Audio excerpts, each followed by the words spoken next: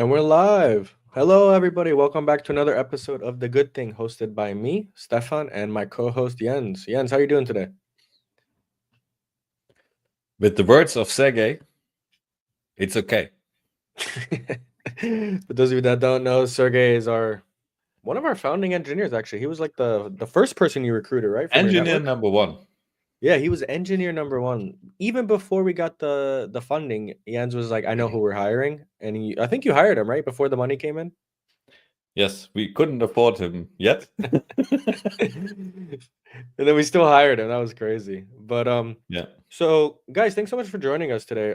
I actually got some feedback from my little sister, and she was like, "I like the podcast, but Stefan, it's not casual enough. It needs to be more casual. Like you and Jens have known each other for 3-4 years." And I was like, "You know what? Yeah, that's absolutely right." She's like, "You need to be a little bit more controversial." And she's like, "You need to talk about the things you see in your thing." And I was like, "You know what? That's actually very good feedback." And so today we're going to try a little bit different. It's just going to be me and Jens hanging out, drinking some Faxe, which is Dustin's favorite beer.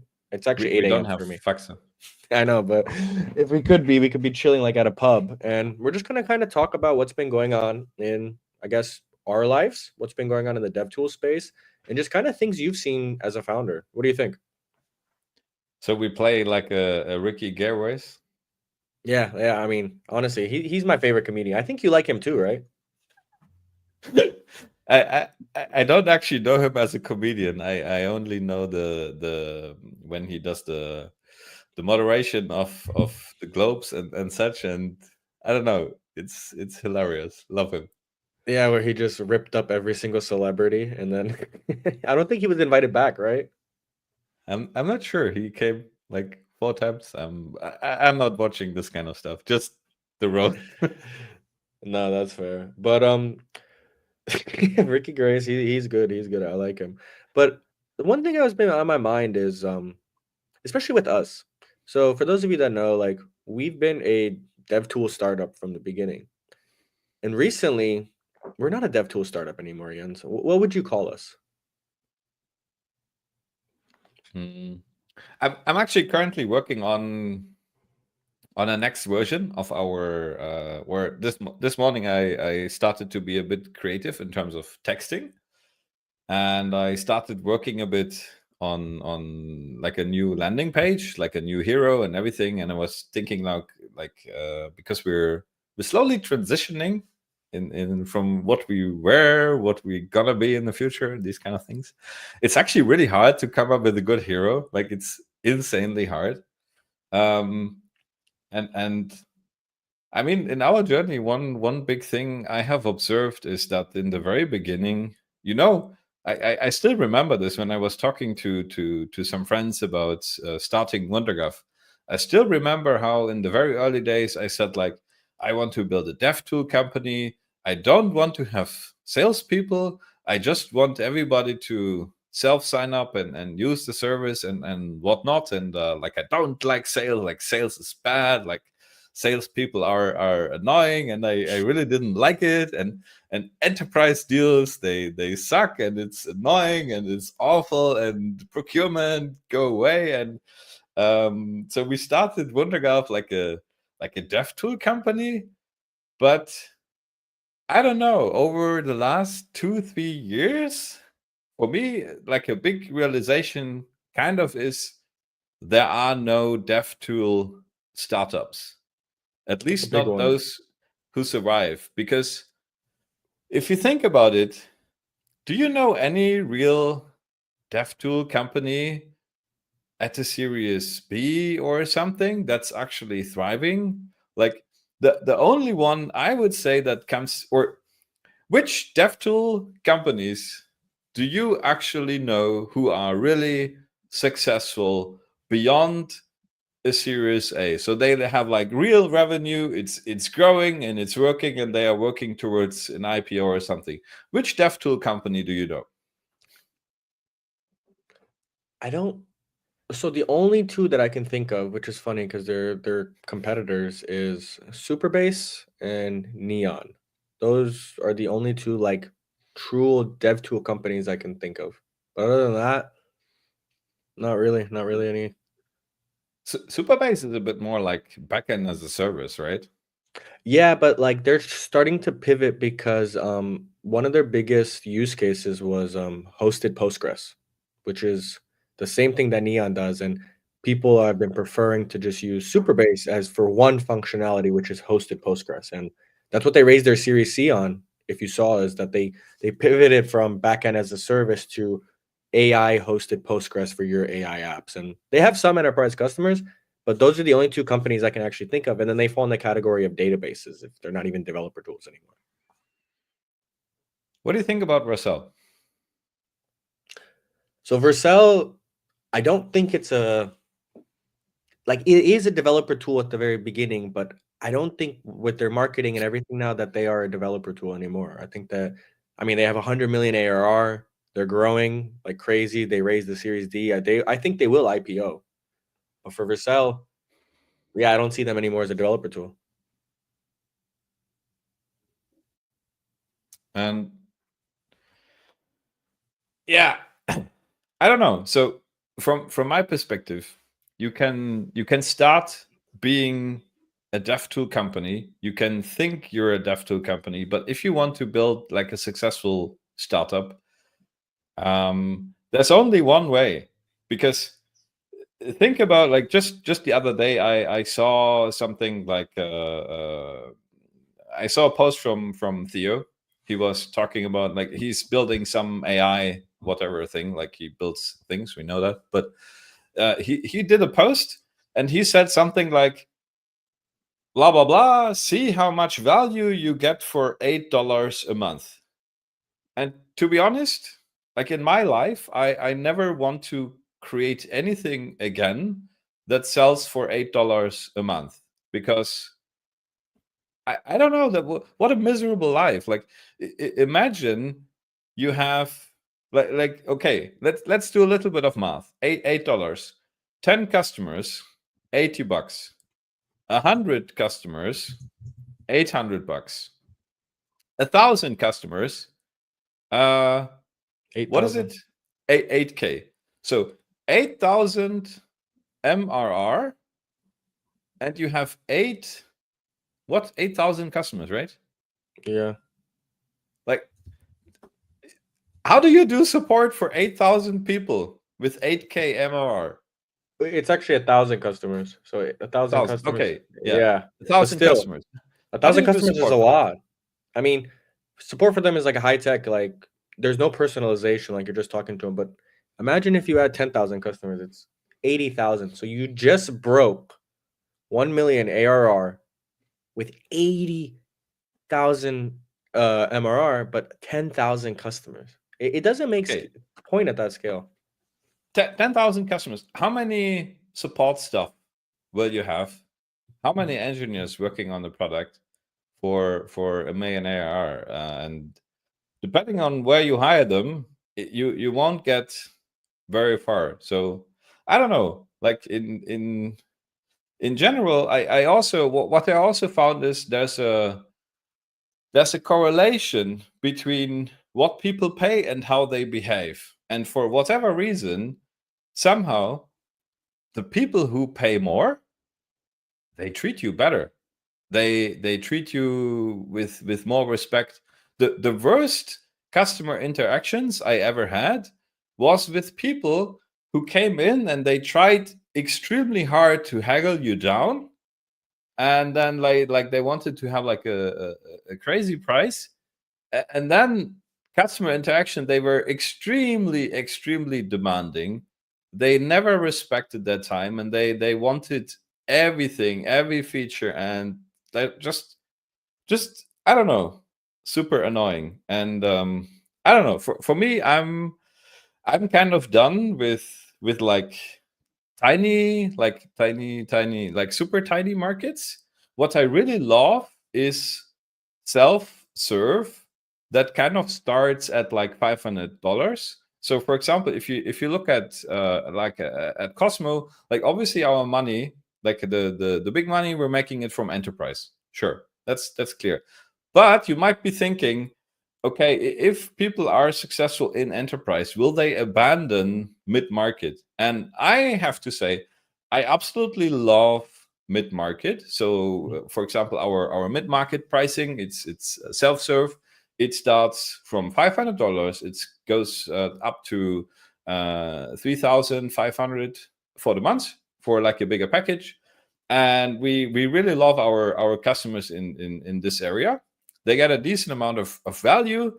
They treat us in a very respectful way. We have good relationships. They give us good feedback. They help us improve the product. And I really like these relationships.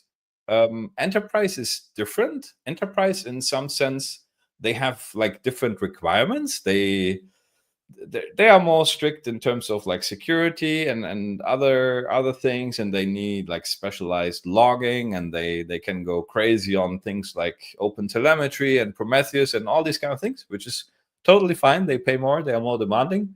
But for me, I'm done with like tiny market, and it's not that I don't like the people or something. It's just I would say it's a matter of preference. I personally don't like to build like consumer or directly like individual dev facing things. Where I found I would say most fun in is when we can enable multiple teams working together, like the collaborative part. Like, I think building a tool, it's great, and building like something like Cosmo router, query planning, all these things, it's great. But what really excites me is if we can enable a whole organization to collaborate better. And it's so often that you see like teams building silos, teams not talking to each other, and all these kind of communication problems. Being able to solve this kind of stuff, helping teams collaborate more, things like schema design, all this kind of stuff. It actually feels like we're not just selling something, but we're really helping them to collaborate better, and it's fun. Yeah. And like I would agree. Like for those of you that don't know, we used to have a product called Cosmo Cloud, and the pricing started at like $25 a month, and You we mean got a hit. WunderGraph Cloud?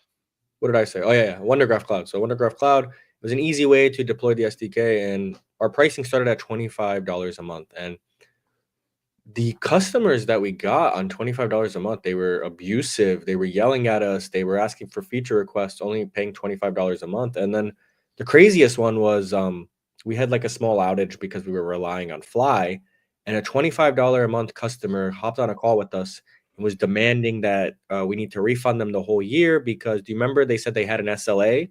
And we were like, it's a $25 plan. You can't have an SLA on a $25 plan. You can on one of our more premium packages, but that's not how it is. And what I found is it's actually harder, much harder to sell a cheaper product than it is a more expensive product. The more expensive product, it's actually easier to sell than a more cheaper product because the type of people that you're dealing with. And it's actually kind of funny. There's always a meme where it's like $5 client, it's like, can we hedge against some risk? Can we have a 30 days money day policy? And then it's like $300,000 client. Where do I sign? No problem. And so, I mean, it's crazy. And I also feel the exact same way. Like, if you're building a VC backed like DevTools company, you have to go into enterprise. If you look at every successful DevTool company or enterprise software company, they make their money from enterprise. Enterprise is the end goal, which is why there's things like SOC 2. That's why there's things like compliance, because you start as a startup and the end goal is to get into the big companies because that's where the money is. And I don't see a way a DevTool company can do that without ever actually going into enterprise. Even Superbase, they're trying to go into enterprise. They have Google using their tooling to spin up MVPs and things like that. But hey, at least they're in an enterprise. And so I don't know. You have any more thoughts on that, Jens? Like, it's weird to me that people would build a dev tool company without the end goal of trying to go into enterprise. I would slightly rephrase it, because you don't go into enterprise because there's more money. I would say because you can't just sell an empty box for a lot of money. But actually, you go into enterprise because you can bring more value to them. And it's a very simple thing. the amount of value you can bring to a single developer is just completely different compared to we're building a solution that enables 100 people to accomplish a goal together. It's just, you have so much more leverage in creating value, which then this value, it translates to what you can charge for that. So because like we're not like, it's not like a robbing a bank or something. You can't, yeah, you need to bring value. I think one very big, I mean, in retrospect it's so obvious, but if you build a, like, super simple startup advice, if you don't do it like us, do it like smart people. Build anything. It really doesn't matter what you do in the beginning. Just build whatever, and somehow build relationships with big companies. And through whatever you have built, talk to them, ask questions, listen, and figure out what other big problems do they have, and can you bring value, and then you iterate, and if you listen to enough people and if you see patterns, and then eventually you build a Cosmo and solve it, and then then you start expanding. So in the beginning, like, when we started out, I had like all sorts of visions and whatnot, and it really doesn't matter, because of course you need to have the ability to see something in the market that others don't see. It's very important, but ultimately just connect with customers, with the right kind of customers, with customers who have problems that they are willing to pay for, find the pattern, and then it sounds so easy, but oftentimes, especially like technical founders, like I fell into the same trap. You are a bit shy, you're afraid of talking to people, because if you have a great idea and you talk to people, it is possible that your bubble pops. Like, Yeah. the moment you ask people, like, hey, I have this wonderful thing, and the moment you ask people about it, like, reality kicks in, and it means you have to stop building. So the best thing is, if you don't ever talk to anybody, you can just keep building. It's like, building is so much fun. If you're young, you have infinite runway, you live with your parents, whatever, like, you don't need money, so you can build forever. But yeah, it's a great way of learning how to build software.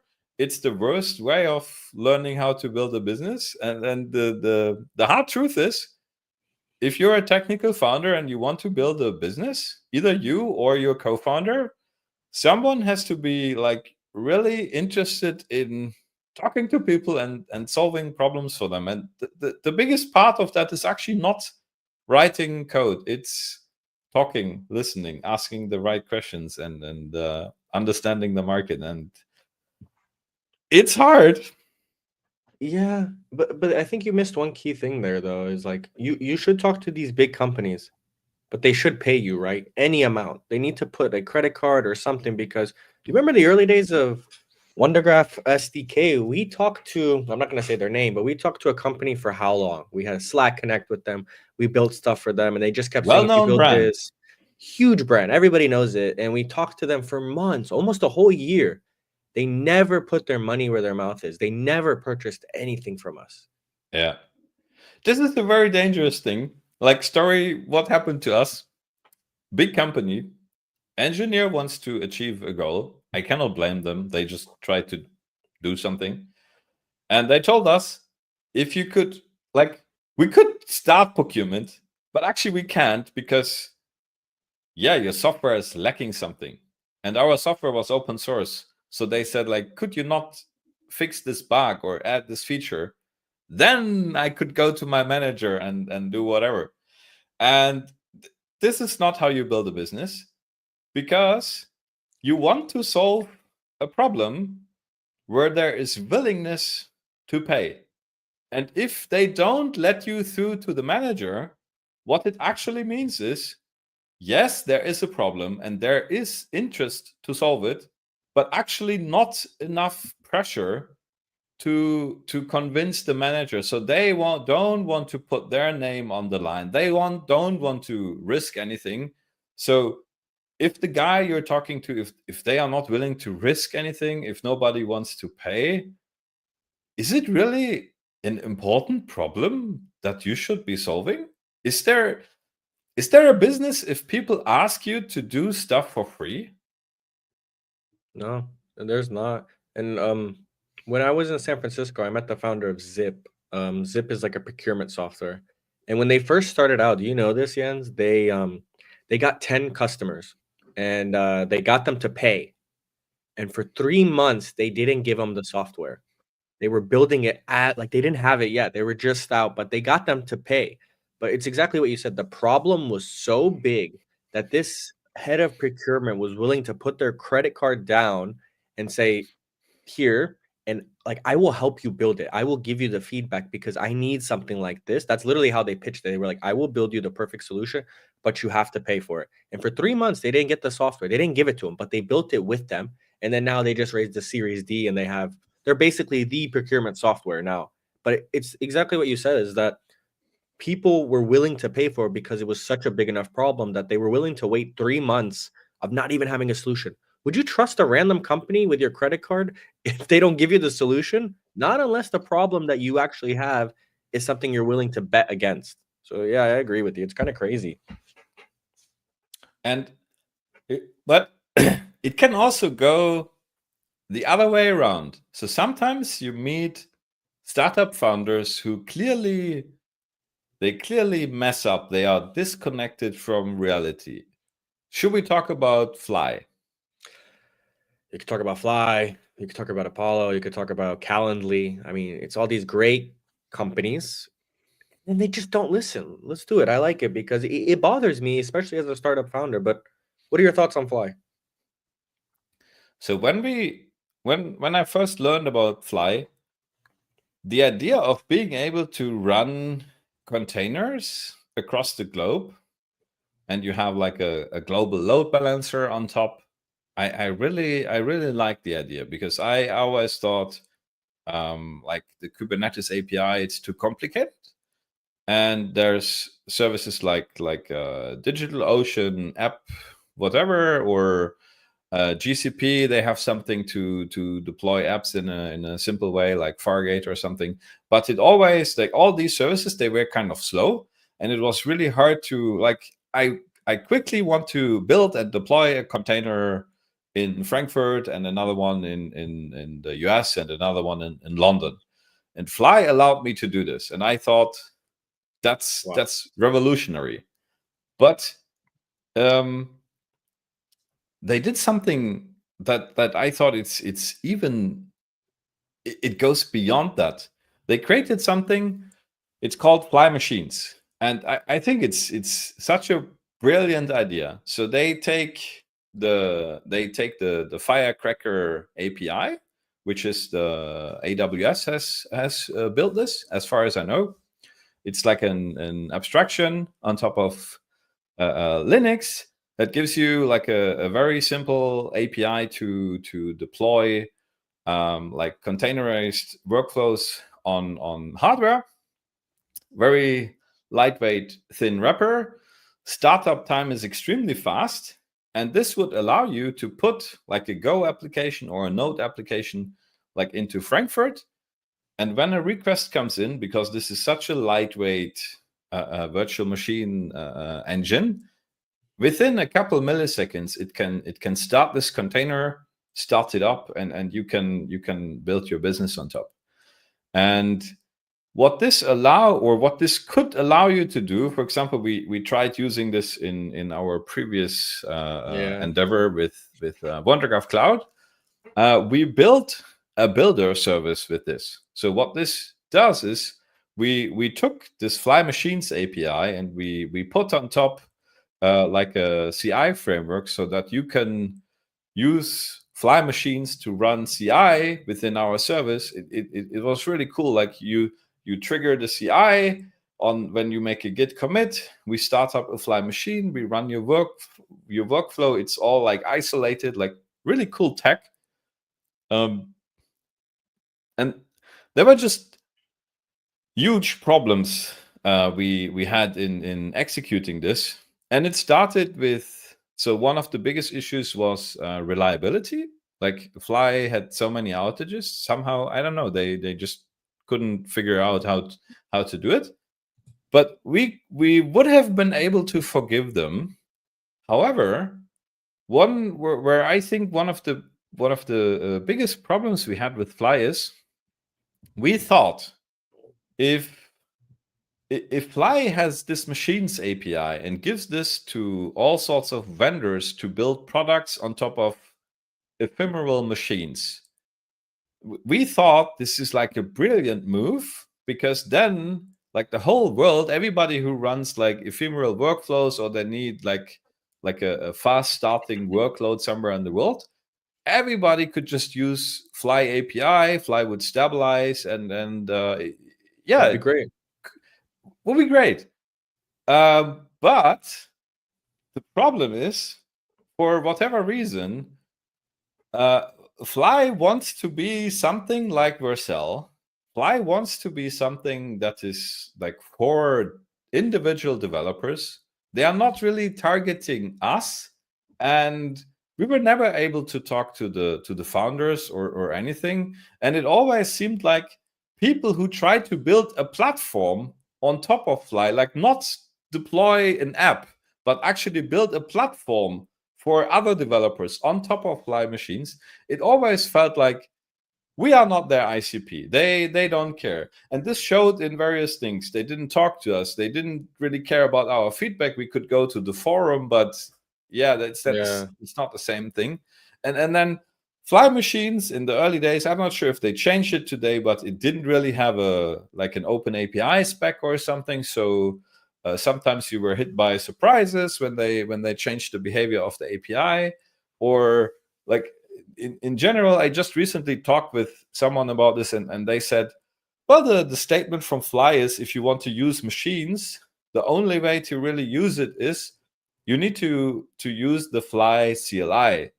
And to be Mm. honest, I'm not going to build an integration where in my app I start a CLI and I talk to the CLI locally while doing an in-flight API request from my users. Like I'm not starting binaries to talk to you. So like, I don't know. They didn't listen. They didn't listen. And you know what annoys us the most, or me? We had one of the highest support tiers, right, in the early days. We like the in the very beginning there were no support tiers, and then there was something, and we paid for it, but still it was like, I don't know, support. They just didn't want to help us or talk to us, or like we sometimes we had outages for like 2 days. They didn't really answer. Like, I don't know.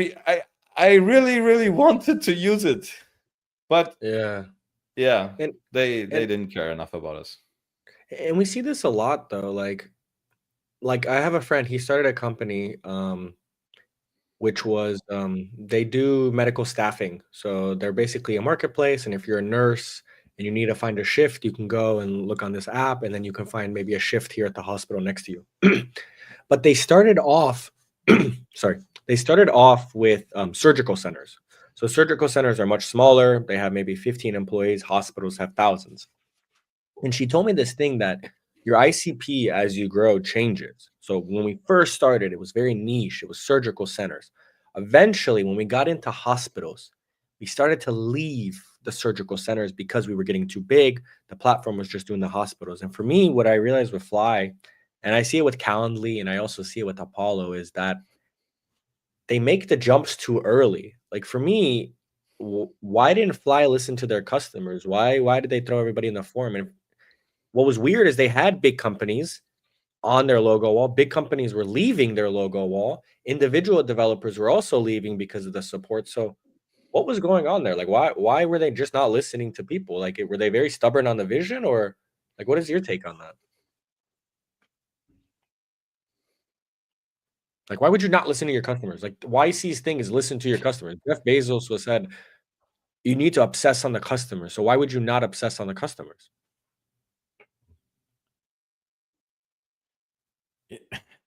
It, it's such a hard question. I like to be honest, I cannot answer. I don't know, because or indirectly, I really think you should be working on something, like especially the founders, they should be working on something where they really care about the customer and the problem.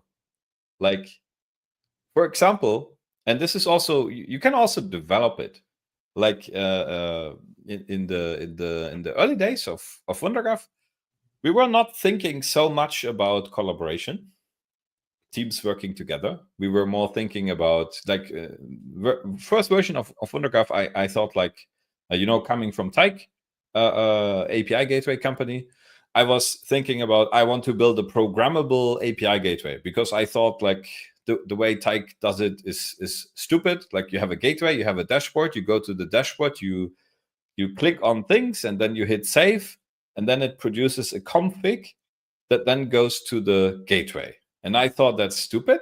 I want to do it better. I just want to programmatically change the gateway. Like, I'm a developer. I don't want to click things. I want to have the config in Git, and boom. This was the early days.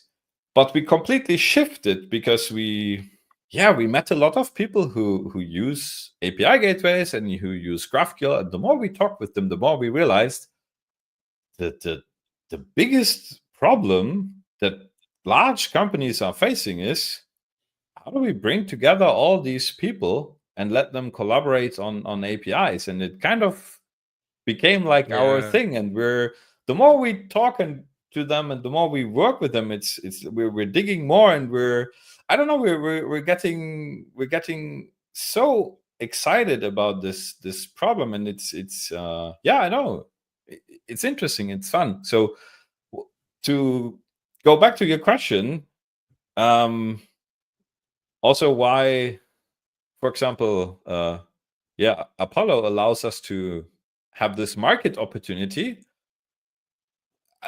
If you ask me, like, what is the biggest difference, Apollo versus WunderGraph, I would say they really have perfected selling. They are really good, like, salespeople. Yeah. They have a great process how to do that. We're not so good at selling, actually. We're not bad. Yeah, we're doing okay. It's fine. But I think the big difference, and you can ask all our customers, is how we care about this problem, how we care. Like, we're not a sales company. We're primarily like an engineering company, and we really care about, okay, we I don't know, we love to eat up all the problems. We're always looking like, okay, we have solved, like, all these federation things already. What else can we do for you? Where's the next opportunity? And I don't know, we just like this kind of stuff. And you can see this energy from our end. And I don't know. So if you're choosing a vendor, find someone who really cares like, what kind of energy do you get from the interactions? Do they really care to move you forward? Do they really care to help you? Do they, like, or are they just trying to sell you a product? And I think that can make a huge difference. Also, like, internally, if you look at our team, everybody is working on some very interesting project, and everybody's working on, like, something that's like very impactful, customer feedback driven. And I think it also helps your engineers if they work on something where they know, okay, this moves the customer forward. We mentioned it in one of our last episodes, this direct feedback loop, where you as an engineer build something, you give it in the hands of the customer, and you immediately get feedback on the Slack Connect. It's just amazing. And then maybe you have, like, a second round, some more feedback, you polish it a bit more, and then off they go and leverage this new feedback. And then there's, there was this cool. I go into my monologues are too long, right? No, it's fine. It's fine. I'm, like, tracking in my head, like, things to jump back on. But real quick. Yeah. Okay. One thing. Right. Finish the monologue. Yes. So you ship something, and then there's this magic moment. It sometimes happens, and everybody loves it. It's like, okay, we built something. It's called Cache Warmer. So Yeah. we had a customer. They are preparing for a huge, huge, huge event where they Super Bowl. expect Super Bowl, where they expect insane amounts of traffic, and they were really afraid of can the router sustain the load, because they have a bunch of queries that take many seconds to plan. Like query planning in graphical federation, it's a complex topic. Competitive products, it took them like 50 seconds or longer to plan these queries. We were able to put it under 10 seconds. But imagine you're in a big event, you scale out traffic, and you have to plan a query for 10 seconds, like completely unacceptable. And they tried to build like custom scripts to warm up the router before they send the production traffic, and it didn't really work. And coming back to this magic moment, they come with the requirement. We built Cache Warmer. I think it took us a month or two. It was a big effort. We can talk later about what Cache Warmer is. And then they did like a pre-run with a smaller event where they prepared everything, and they send you a screenshot. Like, Yeah. it's so funny. Like, you do all this work, and then they say it's working. One screenshot, tiny screenshot, and it shows like squiggly lines, like flaky between 8 and 10 seconds, and then suddenly everything below 1 second. And that's like, yeah, this is why we're doing it. This kind of moment. And that was such a great collaboration, because we didn't know it's such a big problem. Like, obviously you always have like your backlog is full of stuff, but we always try to find stuff that is really impactful. And yeah, in this case, this is the graph, Yeah, there we right? go. Sick, So right? on the left, we see like spiking. So this is the maximum time that it took routers to plan queries. That's in seconds, and we see, yeah, something flaky between whatever 4 and 15, 16 seconds. And then suddenly you can see on Friday 24, you can see full deployment of Cosmo Cache Warmer. And yeah, it seems like everything is below 1 second, which is absolutely It's amazing. crazy. And yeah, this is just, we really love this collaboration, because we have a long-term vision where we want to go, but in the medium time, like, how can you be, it's so easy to say, like, hey, like, some people in the graphical community, they do this. They say, oh, we have the fastest router, we are the best, blah blah blah, we have the best Yeah. quality. But yeah, what we're doing is we listen, we figure out, okay, how can we prepare for Super Bowl? We identify the problem. The problem is query planning time, and then we figure out how to solve it. And it's not like, oh yeah, cache warming, like super easy. No, it's a really hard problem, because you have directives like skip include. They can dramatically change the shape of a query.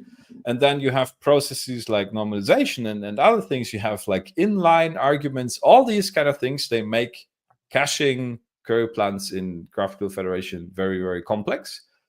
We have I have a rabbit in my garden. That was a rabbit running around. It's funny. I don't know what it's doing, but okay. Yeah, all these things. We have a blog post on the topic on normalization. We will soon release another blog post on The cache warmer, cache right? warming.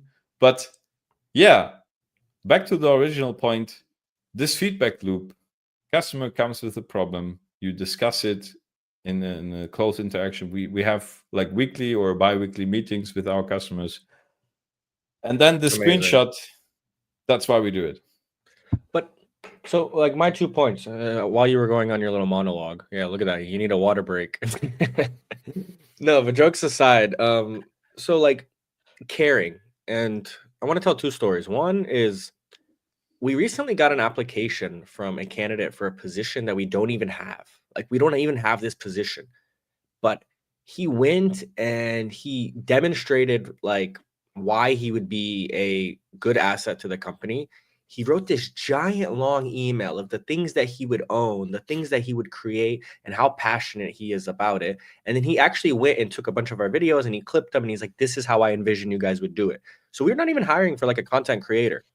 But he got mine and Jens's attention to the point that we were talking about him for 2 days. Like, wow, like this type of passion and this type of care. And you can see that people, when they care about something, how much different they are to work with. And when you care about something, it's what makes working at a company a superpower. Because if the company truly cares about the problem that they're solving, you feel like you can rely on them for anything. And one small antidote that I had is this was like a life lesson that like completely changed my mind. When I was in college, I just signed to play college soccer. I felt like a hot shot, you know, like I'm going to a school, it costs 90,000 a year and I'm going for free. And during the winter break, my mom was like, you need to get a job. And I was like, Mom, like I'm going to school for free. She's like, you need to get a job. So she gave me a job. I got a job in a restaurant for like 2 months. And I was like, oh, like, why do I need a job? Like, I'm a college soccer player. I go to college for free. I'm a big shot. And they gave me a job as a like a bar hand or like basically just helping out in the restaurant cleaning stuff. And one of the managers was like, "Hey, can I see you?" And I was like, "Yeah." He goes, "This plate isn't really that clean. Neither is that one. Like, what's going on?" And I was like, "Oh, come on, man. Like, it's just a plate. Like, who cares?" And he's like, "Let's go outside." And he pulls me to the side. He's like, "Listen, I understand you're a college soccer player. I understand, like, you know, this to you is a small task, but he's like, I care about this. This to me is my college soccer. This to me is being on the field." And he's like, I care. And he's like, I'm going to tell you something. And like, maybe you'll listen to me, maybe you don't, but I love this. This to me is my passion. And he's like, when somebody comes in and they don't care and that reflects badly on me, it hurts me. And he's like, for me, what's most important is that how you do anything is how you do everything. So he's like, hopefully that helps you as a lesson. And I remember that smacked me in the face. I was like, holy crap. Yeah, he's right. Like something that I care about might be completely different from what he cares about, but that to him was his college soccer. And it's the same thing that I see at WunderGraph is that we hire people that truly care about their whatever it is. You know, Dustin with his telemetry pipelines, David with composition, is that they actually care and they don't just put out crap, is that they put out the best of their ability because they genuinely care about the problem they solve. And so for me, that's what I like about WunderGraph. And then second, let's go back on the customer feedback. So Delian, founder's fun guy, he said you can't A/B way your way to success. Like billion-dollar companies are started because somebody has a crazy vision and they're like a train. They just go there. Elon Musk with SpaceX, he's like, I want to commercialize private space travel. He didn't ask for feedback from customers. He just did it. Same thing with Tesla.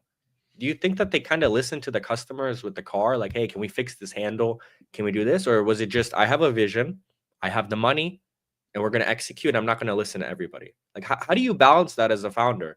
Like, how do you balance like the vision that we have for WunderGraph, but also all the feedback that we're getting constantly from customers? Because if we just listened all the time to the customers, we would go this way when the vision is we want to go that way.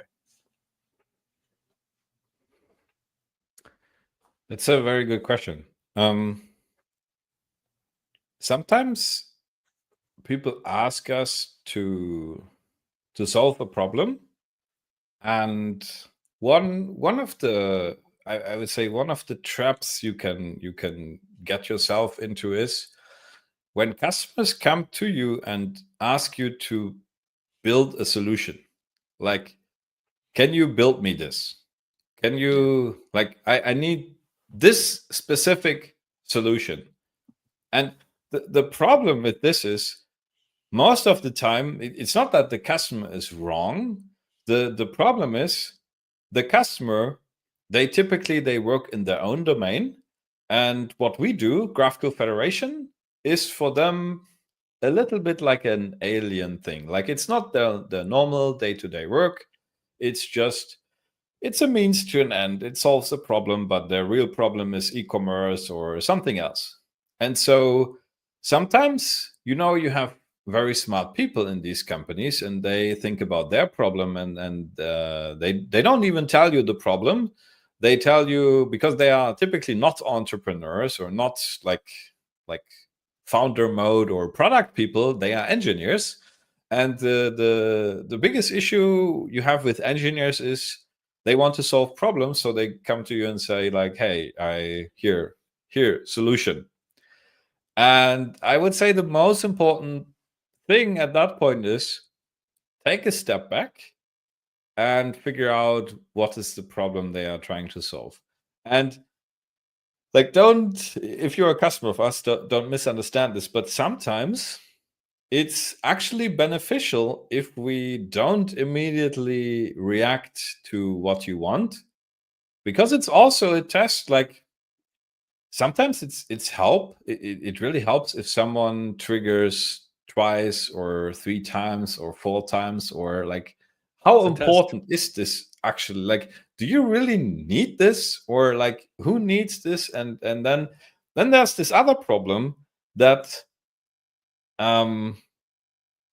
obviously, you know the product. Like, we know Cosmo best. We know what the router does. We know the capabilities of our control plane, the brain. And it very often happens that the customer has like a problem, but they don't see the wider scope.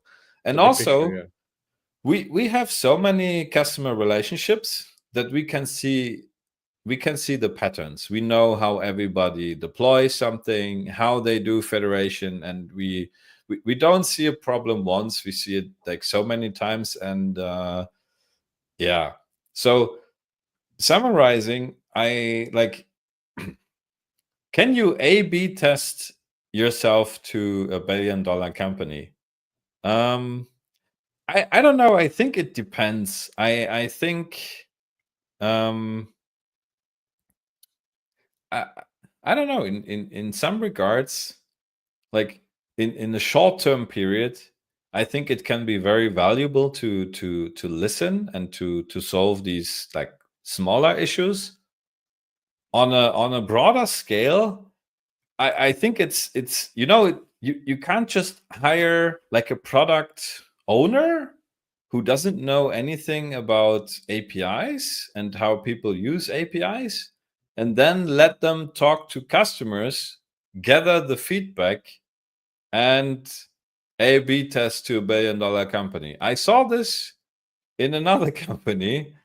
So you you really need to, like, this is my role at WunderGraph, is to talk to as many people as I can, to listen to as much feedback as I can, and to set like the long term course. I think that's a very important thing. And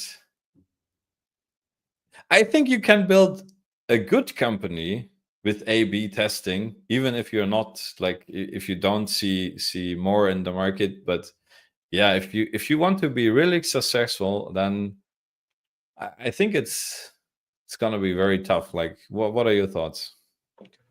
So it's a good transition because like we're both first time founders. A lot of my friends are first time founders, but I'm lucky I also have friends that are repeat founders that have done like really successful stuff. And what's interesting is nobody ever talks about luck.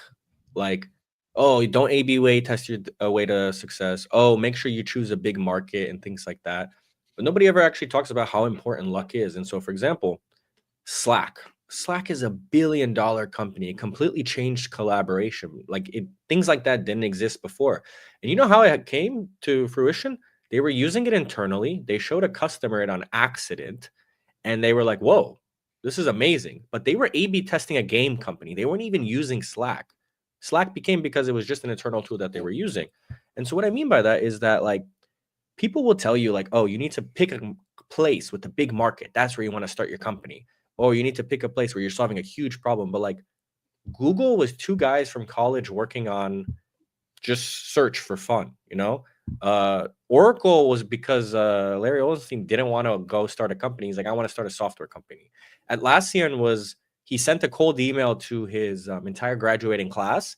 He's like, who wants to work on building software together? Another guy was like, me, sure. And they just started working on software, and then the tools that they built to help themselves, they kind of were like, huh, like this is kind of cool, we can sell this. And I don't think people talk enough about luck and like A/B testing. And I think the thing is about first-time founders is you don't think about these things because they're not important. You're just experimenting, you're trying things out. And so for me, I think it's both ways. Like you can A/B way your way to success. It absolutely is possible. But also like repeat founders, they kind of saw some patterns. They were like, I don't know. Maybe I got lucky the first time and I created a market. That's why I was successful. I started in a very niche place, but I created that market. And so for me, I'm 50-50 on it. And I also think like Jens taught me this. He was like, all advice is BS. He's like, one, there's survivorship bias. Like what works for you might not work for me. It might not work for anybody else. And then two, with advice is that it's not going to help you. The best way to do it is just go and experiment. And that's exactly what we did. You remember? We were with the SDK, we were experimenting, we were learning things. By some dumb luck, people kept telling us federation, federation, federation, federation. Perfect timing, we pivoted. Perfect year. All these customers needed this. 100% luck. Like calls were coming in. And then, we were always stubborn on the vision, the GitHub for APIs. The way we got there, though, which is also why I think Fly and some other companies sometimes struggle, is be stubborn on the vision, but be flexible on the details of how you get there. And so if you have to A/B way your way to get there, that's okay. But if you need to be just a bullet train to go through, that's also okay. So my thoughts are, honestly, it's like life. Sometimes it works, sometimes it doesn't. Two takes on this.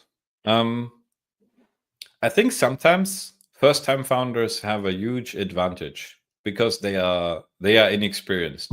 Naive. This is the thing is, everybody says that's impossible. That's not gonna work. First-time founders have no fucking clue what they are doing. They don't know that it doesn't work, so they just build it and make it work. And that's sometimes that's the trick. And the second thing I can say, like, towards first-time founders or people who are trying to set up a company, trying to get some funding, one thing you will hit a lot is rejection from VCs. It's like just it's inevitable.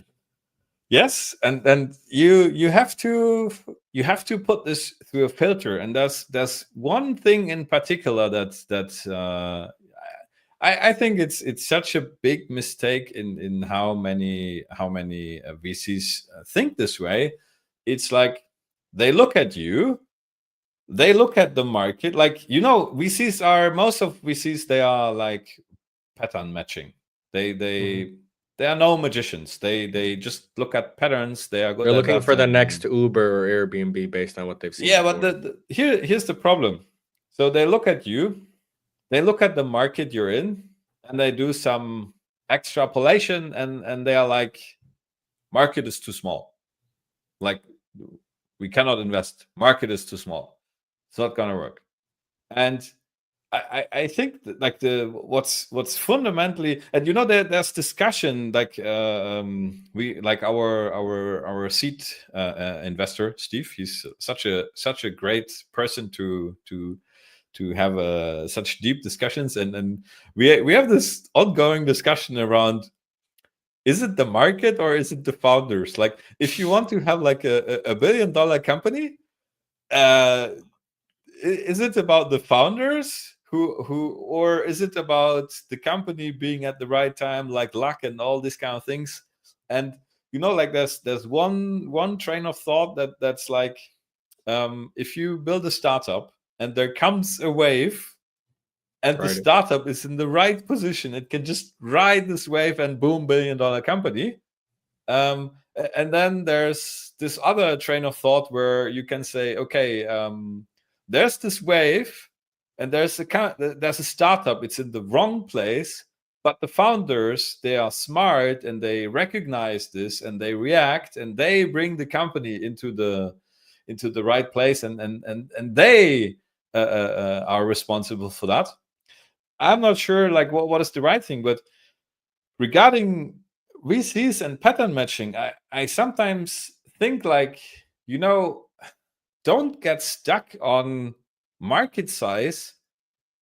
Just one way of thinking differently is, if this team gets it right, it's possible that they create a completely new market, because Yeah. the way people work changes. For example, AI, everything changes. Nobody was able to predict what's going to happen with AI. So why I just don't understand why sometimes it's so important for VCs to think about market size. And just another way to think about it is, what kind of market could this founders create? And yeah, that's just my 2 cents here.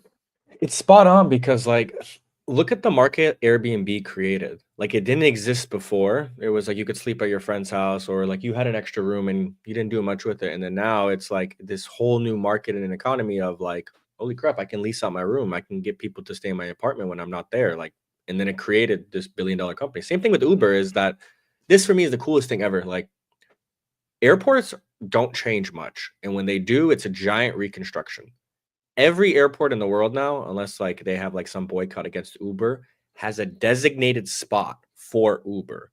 That completely changed the transportation industry. And for me, it's like you can't see that when you meet Travis Kalanick, but you can see that Travis Kalanick or Jens is like, damn, this guy, he can do something.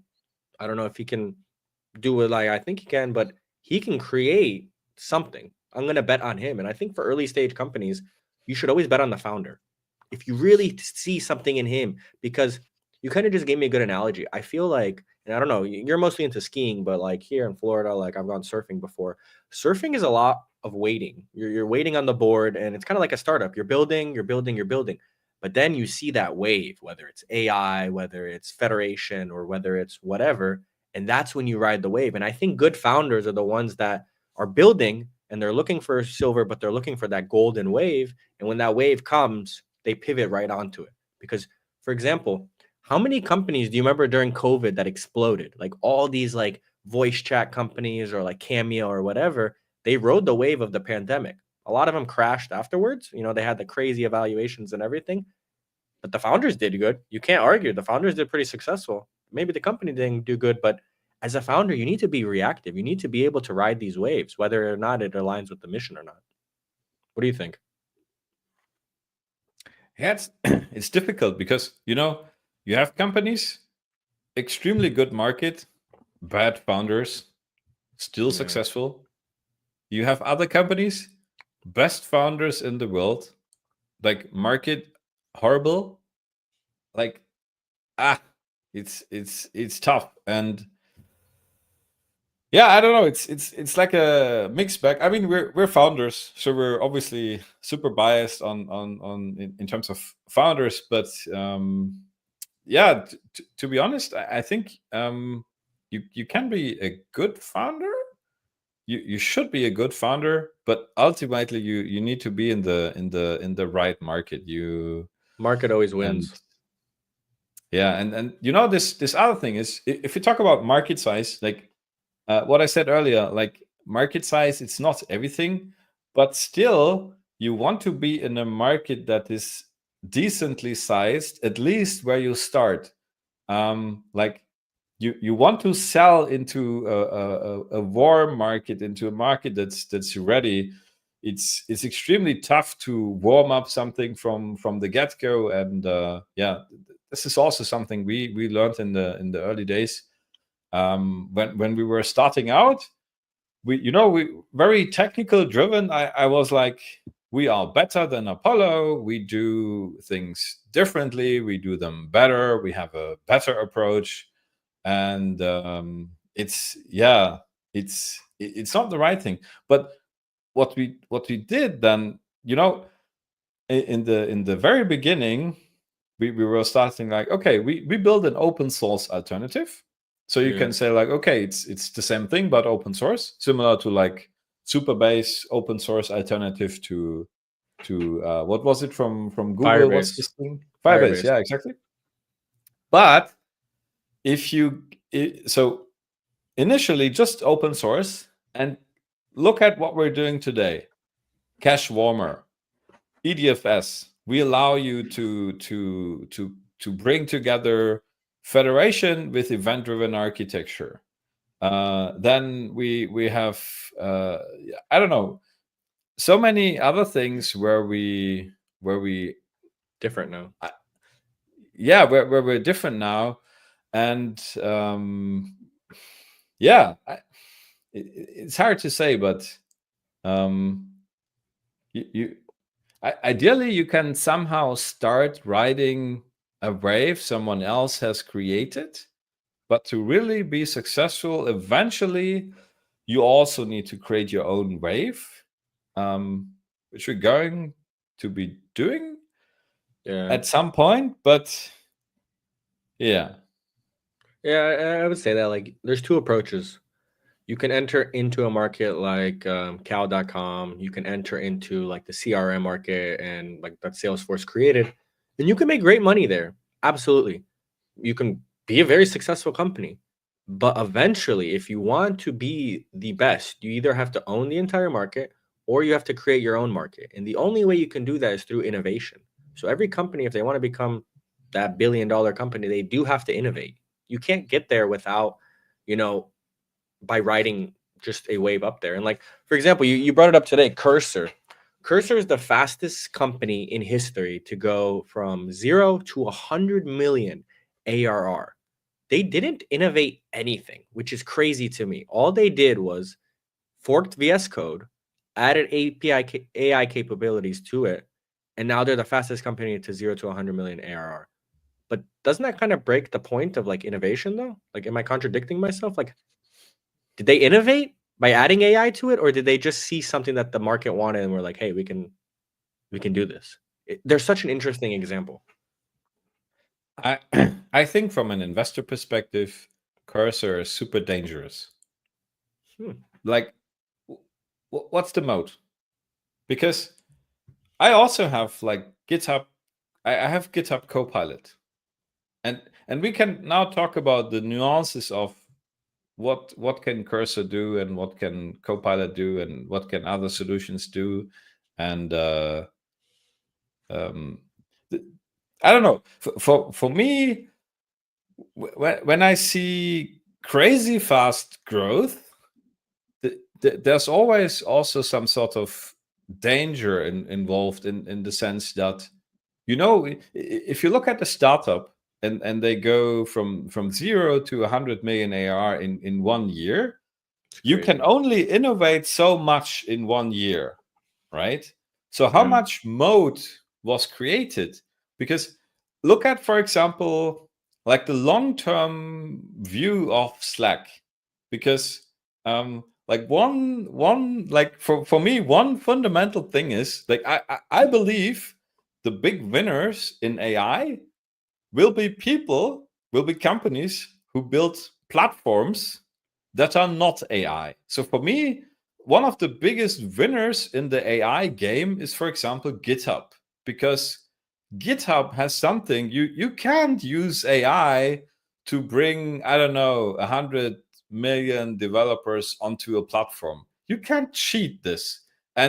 But if you have distribution, if you have network, if you have all these companies have like GitHub organizations, like that is like a real mode. And now imagine there's like a new startup and they do something like Cursor or whatnot, and then you take GitHub and they copy that.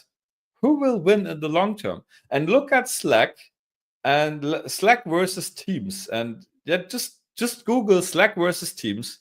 Click on one of the graphs, and you will realize that the ARR of Slack, it's a rounding error for Teams, because long term, like Slack is great. Like we use Slack, we like it. We hate Teams, but distribution is what matters long term. And so I don't know in terms of Cursor. I'm not sure. If I was a VC, I wouldn't bet on these short-term trends. I would bet on like who's building the platforms. Because if you have the platform, you can sell cursors any day. And so yeah, but maybe I'm just super stupid and I don't know much about AI, but I'm thinking a lot in terms of platforms and collaboration. And to be honest, for me, the most exciting thing is to bring people together. I think if you can build a workflow that enables people to work together, it's something sticky, it's something valuable, and we can add AI to that, or we don't do it. But yeah, That's fair. So I don't know. we're almost at time. I want to end with one final question. So, if you were a VC, though, where would you put your bets on? It could be a company, it can be an industry, but you're a VC, you have a new fund. What three companies would you invest in? Or what Three three? companies. It could be three companies, three ideas. Like, where would you put your money? So, for me, I would put mine number one is that I believe that in the future that all of us will have access to nuclear power. That like just the same way that we have like power at our house, imagine that there's a little thing that attaches to your house and your house is powered by nuclear power. I don't know why, but I think that would be an amazing place. It'd be cheap, it'd be fantastic, and it powers the entire house. This is actually funny from David. I'm not biased, but WunderGraph. Very true. Two, collaboration. Monday.com, I mean, you'll probably put this one as your example too. Monday.com is a full collaboration company and they do 3 billion in ARR. 3 billion in ARR. And all they do is help teams just collaborate a little bit better. And I don't mean they just help teams. Like it's pretty useful what they do. And then the second one is I don't know what it is, but it's what you said. It's not the people building AI companies. It's the people building the shovels for the AI companies. So for me, NVIDIA obviously is going to be a long-term winner. So if I could, I'd put more into NVIDIA, people building graphics cards, people building chips, people building to power these AI companies. Those would be my three bets or industries that I would place my money into. What about you?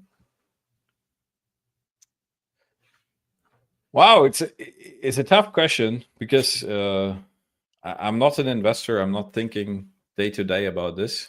But yeah, I'm not sure if this is helpful. But I would say what bothers me personally, like I think my number one thing, but I think it's just impossible. The biggest thing that bothers me is I think we should have more peace in the world, like throughout. Like I'm now 37, and I don't know why. Maybe it's a media thing, but I get the feeling that I don't know that people are becoming more and more aggressive towards each other. I don't like it. If you know me personally, I'm a person that needs harmony. Like the best way I can, like it really I really struggle when we have Tension between each when other or something. yeah, when there's tension in the team or something, it keeps me awake at night. This bothers me. And I don't know, as a European, this whole situation in the USA, it bothers me because for one, I want everybody to have like free trade and to cooperate and to work together. But I don't know, it seems to be very hard for the next couple of years. So a And startup that would solve peace. Okay, so that's one. And then what would be the second or third one? Like if you were a VC. startup that solves peace. I don't know. Like I'm not sure if anybody wants to invest into this. It's still a good idea. Who knows? I think that the next big topic, like it's not about like this doesn't need to make sense, but I think that the next big topic is we need clean energy, Yes. and we really need to take care of the planet. I think we're fucking it up, unfortunately, and we need to do something about it. Unfortunately, I'm not smart enough. I can contribute some API gateways and maybe a little bit of federation if that helps. But yeah, somebody has to figure out affordable green energy so that we can live a little bit longer here. Third thing, I don't know. I like super biased, obviously. That's fair. But if we talk about yes, if we talk about the future of mankind, I think the biggest thing is this like from Andreessen Horowitz, like our software is eating the world. I wouldn't say that negatively. I would say the future of mankind is driven by software, and we need. I think the only way we can build more and better software and solve like energy and whatnot. I think the foundation for that is we need more software, we need better software, and we need more people to work in software. I don't believe that magically, boom, AI will write all the software. You can generate websites with AI, but the moment it gets like super complex, and the moment you need like 100 people, each of the 100 people has like some context window of billions of tokens in the head, and they have some understanding of the domain. I think it just gets like so complex. You need humans, and so for me, it's we need better ways to build better software. We need better ways to collaborate on building software. The foundation for sharing business logic is APIs, and as such, we need better platforms, better collaborative workflows, so that more people can build better things, share them with APIs and all this kind of thing. This is the foundation of WunderGraph is like our North Star. It's always like building the GitHub for APIs, and this is really helping teams, helping companies to work together, to collaborate, and it's what drives us. Of the three things, two I cannot really do anything about it because I'm not qualified. But yeah, maybe we can contribute a layer of API collaboration. Now, what a way to end. I mean, your typical CEO. Avoid the question, pitch the startup, which is fair. And then also about the non-qualified. If you guys remember a couple episodes back, Jens was completely unqualified to be an architect, but he did it anyway. So if you have a big idea, go chase it. If it's something you're passionate about and you really care about it, as we talked about in this episode, just do it. Because the people that care are the ones that change the world, and the people that can just go through all the no's, they're the ones that change the world. And the last one I want to add to that is actually I just blanked, so we'll just end the episode there. But guys, go ahead. I have something. Perfect. You know what the good thing is? What's the good thing? We're back next week. And he's right. So guys, thanks so much for joining us. We'll be back next week, same time as always, 9 a.m. And let's see what we talk about next week. Thanks, Jens. Bye, guys.